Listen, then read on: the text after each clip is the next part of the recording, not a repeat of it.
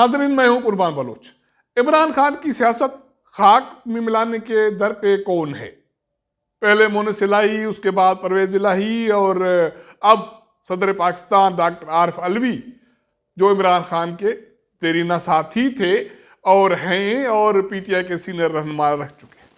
उसके अलावा इमरान खान के लिए एक बुरी खबर यह भी है कि कौमी असेंबली में जिन तहरीक इंसाफ के अरकान ने इस्तीफाएं दी थी, उनमें से तकरीबन 50% जो MNAs हैं, उन्होंने ये पैगाम भेजा है स्पीकर को कि मेहरबानी फरमाएं हमारी इस्तीफाएं मंजूर न की जाएं।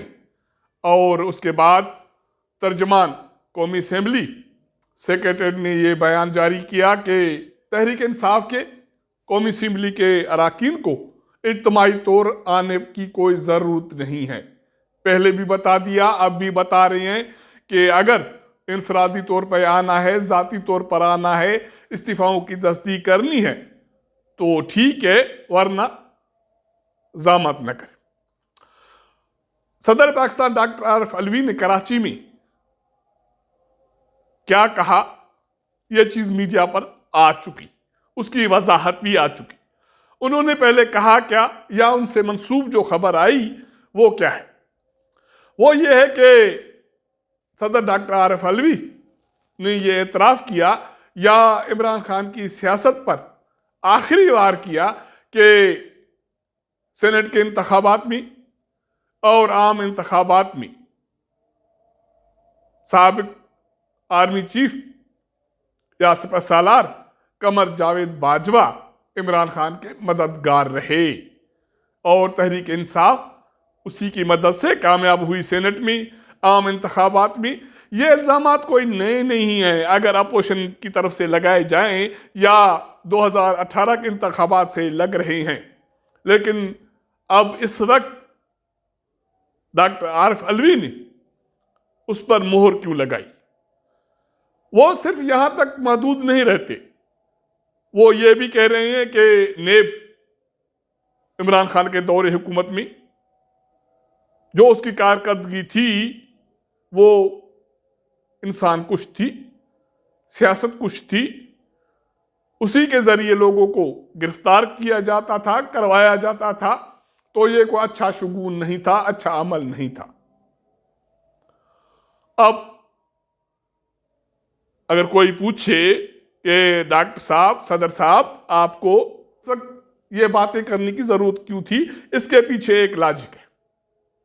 क्योंकि तहरीक इंसाफ के सीनियर रहनुमा और उनके इत्तेहादी बारहा इमरान खान साहब को समझाते रहे कि वो सियासत में तहम्मुल का मुजाहरा करें, लेकिन उसके दिमाग में जो माहौल था उसने उनको अब ज़मान पार महदूद कर दिया और शायद आगे चलकर वो भी जगह उसके लिए मजीद महदूद हो जाए। अब बयान तो आ गया, उसके बाद एक मुख्तसर बयान ऐवान सदर से जारी होता है। उसमें वजाहत यह की जाती है कि सदर से मंसूब जो बयान है साबिक सिपह सालार के हवाले से वो दुरुस्त नहीं है, उसको हकीकत के बरअक्स पेश किया गया। ये खबर 4 लाइनों की है और टीवी चैनल्स ने, सोशल मीडिया पर कल से जो सदर से मंसूब खबर चल रही थी उसकी वजाहत 2 मिनट के लिए या 1 मिनट के लिए चली। और अब टेक्निक ये है कि पहले सदर के कल वाले मौक़िफ़ को चलाया जाए, उसके बाद 2 जुमले वजाहत के चलाए जाए। इमरान खान के साथ जो हाथ होना था वो तो सदर कर गए। क्या सदर भी इमरान खान से मायूस हो गए? इससे पहले इमरान खान के इत्तेहादी मोनिस इलाही ये एतराफ़ कर चुके कि जनरल कमर जावेद बाजवा के कहने पर हमने तहरीक इंसाफ का साथ दिया और हम खड़े हो गए। उसके बाद परवेज इलाही साहब कहते हैं कि मैं इमरान खान के कहने पर रावलपिंडी गया और वहाँ से जो मुझे पैगाम मिला वो ये था कि जो मौजूदा असेंबलियाँ इनको बरकरार रखा जाए। और असद उमर ये फरमाते हैं कि किसी इजलास में बैठे थे और परवेज इलाही साहब ने ये कहा कि कॉल आ गई है, मैं अटेंड करके आता हूँ।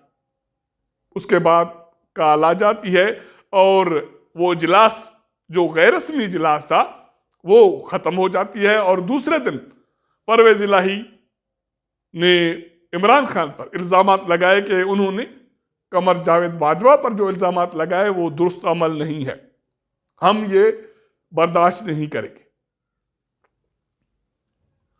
तो इस तरह इमरान खान की सियासत के हवाले से उसको लम्हा ब लम्हा धचके लग रहे हैं। और मैं ये समझता हूं कि अब उनकी जो सियासत है वो आखिरी मराहल में है, क्योंकि वो जहां तक महदूद हो गए हैं, उन्होंने अब जो अवामी एहतिजाज का अमल था वो छोड़ दिया। अब वो रोडों पे भी नहीं आ रहे, वो लॉन्ग मार्च भी नहीं कर रहे, और बहाना ये है कि उसको जो गोलियां लगी थी पाँव में, वो टांग अभी भी उसकी दुरुस्त नहीं है। वो सिर्फ अब महदूद हो गए हैं मीडिया तक। उसके पीछे उनके ही लोग जो बयाना दे रहे हैं, उससे उसकी सियासत खाक में मिल रही है। अब दूसरी जो बड़ी बात है वो ये है कि पंजाब असेंबली तहलील नहीं हुई। परवेज इलाही साहब वज़ीर आला बहाल हो गए, बरकरार हो गए। अब 11 जनवरी तक यही सूरत हाल रहेगी। केपी के असेंबली तहलील नहीं हो रही, नहीं होगी। हाँ, ये बात तो अपोजिशन वालों की दुरुस्त है कि अगर पंजाब में परवेज इलाही है, वो नहीं चाहते कि असेंबली तहलील हो, तो केपी के में तो परवेज इलाही नहीं है, वहाँ कोई इत्तेहादी वो भी नहीं है, उनकी भी जरूरत नहीं है। तो फिर केपी के असेंबली को तहलील क्यों नहीं किया जा रहा? कुछ भी नहीं होना। जो बातें हो रही हैं इस्लामाबाद में, उसके मुताबिक के कौमी असेंबली का इजलास, जिसके हवाले से तहरीक इंसाफ का ये फैसला था कि बुध को 28 दिसंबर को उनके एमएनएज इजलास में जाएंगे और स्पीकर को कहेंगे कि उनकी इस्तीफाएं मंजूर की जाए। इसके हवाले से भी इत्तलात ये हैं कि तकरीबन 110-12 के करीब तहरीक इंसाफ के अराकीन हैं जो अभी भी इमरान खान के साथ खड़े थे, या ये तासुर है कि वो खड़े हैं। उन्हीं में से बताया जा रहा है कि तकरीबन 50 से ज्यादा एमएनएज ने खुफिया तौर पर स्पीकर परवेज अशरफ को ये पैगाम भेजा है कि उनकी इस्तीफाएं इज्तिमाई शक्ल में मंजूर न की जाए। ये पैगाम आने के बाद, या ये पैगाम मिलने के बाद, या ये पैगाम पहुंचने के बाद तर्जमान कौमी असेंबली का एक बयान जारी होता है, जिसमें ये बात वाज़ेह की गई कि सुनाई ये दे रहा है कि तहरीक इंसाफ के कौमी असेंबली के रुकन ऐवान में आना चाहते हैं और इज्तिमाई तौर पर यह मुतालबा करना चाहते हैं कि उनकी इस्तीफाएं मंजूर की जाएं। उनको ये बात गोश गुजार की जा रही है, पहले भी गोश गुजार की गई कि इस तरह नहीं होगा। तहरीक इंसाफ के अराकीन को पहले भी बुलाया गया, वो नहीं आए। अब भी वो इज्तिमाई तौर आएंगे तो कोई फायदा नहीं है। अगर वाकई वो इस्तीफा देना चाहते हैं, मंजूर करवाना चाहते हैं, तो वो इनफरादी तौर पर आए, स्पीकर से मिले, तस्दीक करें, तो उनकी इस्तीफाएं मंजूर हो जाएंगी। इस सारी सूरत हाल से जो नक्शा सामने आ रहा है, उससे ये लग रहा है कि इत्तेहादी और जमात के काफी लोग एलानिया तौर पर या गैर एलानिया तौर पर इमरान खान का साथ छोड़ रहे हैं और उसका साथ छोड़ना चाहते हैं। उसकी वजह यह है कि इमरान खान पर जो इल्ज़ामात हैं वो अपोजिशन भी लगाती रही और दबे लफ्ज़ों में उनके अपने जमात के लोग भी लगाते रहे कि वो बेहद ज़िद्दी है। और दूसरी बात यह है कि उसके इर्द गिर्द जो लोग मौजूद हैं वो सियासी तौर पर उसके खैर ख्वाह नहीं है। इमरान खान की सियासत नए साल में क्या रुख अख्तियार करेगी, ये एक नया मैसेज होगा और मेरे ख्याल में पाकिस्तान की सियासी तारीख में एक नया सबक होगा। अब तक के लिए इतना। अगर हमारा ये व्लॉग आपको पसंद आए तो अपने दोस्तों के साथ ज़रूर शेयर कीजिएगा, अपना फीडबैक दीजिएगा। आपके साथ मुलाकात करेंगे अगले प्रोग्राम में, तब तक इजाज़त दीजिएगा। अल्लाह हाफ़िज़।